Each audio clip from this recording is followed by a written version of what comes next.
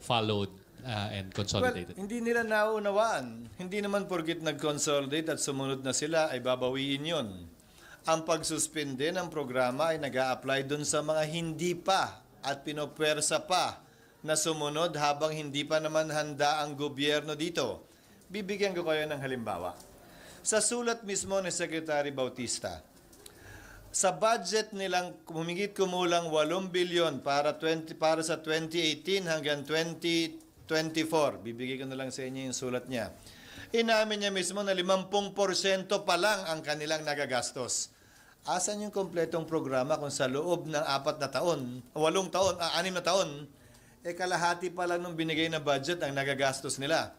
Yung local transport plan na nagmumula sa mga local government units, ayon sa sariling sulat niya, 71% pa lang ng LGU ang nagsasubmit ng draft. Hindi kasama sa kanyang liham, ilan na ba ang naaprubahan ng DOTR? Dahil hindi nagwawakas o nagtatapos yung local transport plan sa pag-submit ng draft. Nagtatapos yan pag yan ay naaprubahan. No, ako'y gobernador. Isa yan sa mga ginawa ko bilang gobernador. Nag-submit kami ng local transport plan. Ang problema, wala ni sino man na tiga DOTR o LTO na nagturo sa amin kung paano gawin yun. Kaya sa totoo lang, itong 71% ng LGU na nag-submit daw, hindi ko alam kung anong itsura, hugis at kulay niyan. At bakit walang binanggit na ni isa man lang na naaprubahan ang DOTR? Makalipas ang kung ilang taon na itong programang ito ay tumatakbo na. Nagyabang sila na nakapagpautang na sila ng humigit kumulang 2 bilyon. To be exact, about 2.3 billion. Pero ang kabuuang kailangan sa hearing na inattendan ko ay humigit kumulang 42 bilyon. Kung magbibigay lamang tayo ng 280,000 sa bawat maapektuhang jeepney driver at operator. At sapat ba na yung bibigay natin ay humigit kumulang 10% hanggang 24% lamang ng kabuuang halaga nung gusto nilang ipalit.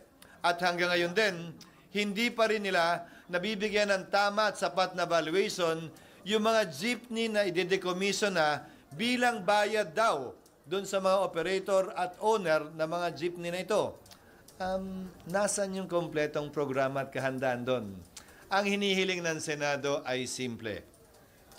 Ayusin nyo na muna bago nyo lubusan at tuluyang ipagbawal lahat.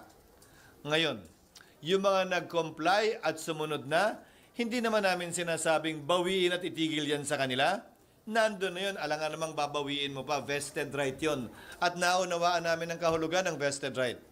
Pero doon sa hindi pa makakomply, kung DOTR nga mismo hindi pa nakakomply sa mga pinangako nila, ba't nilang po pwersahin mag-comply yung hindi pa kayang mag-comply? Ganun lamang naman kasimple na hindi na kailangan mag-walk pa o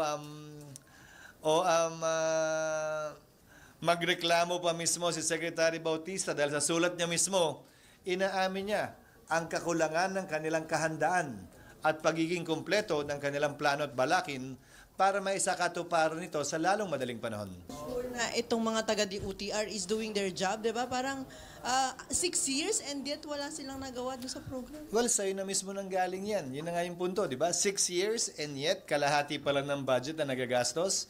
6 years and yet 5% pa lang na dapat na ayuda nilang mabibigay ang nabigay na. 6 years and yet minority pa rin ang local manufacturer ng mga jeep na ito. Mas marami pa rin ang dayuhang manufacturer ng jeep na ito.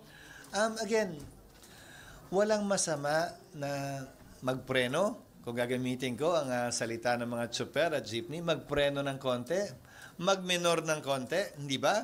Baliktanawan yung mga kakulangan pa na dapat at pwedeng punuan bago tuluyang umarangkada. Ika nga.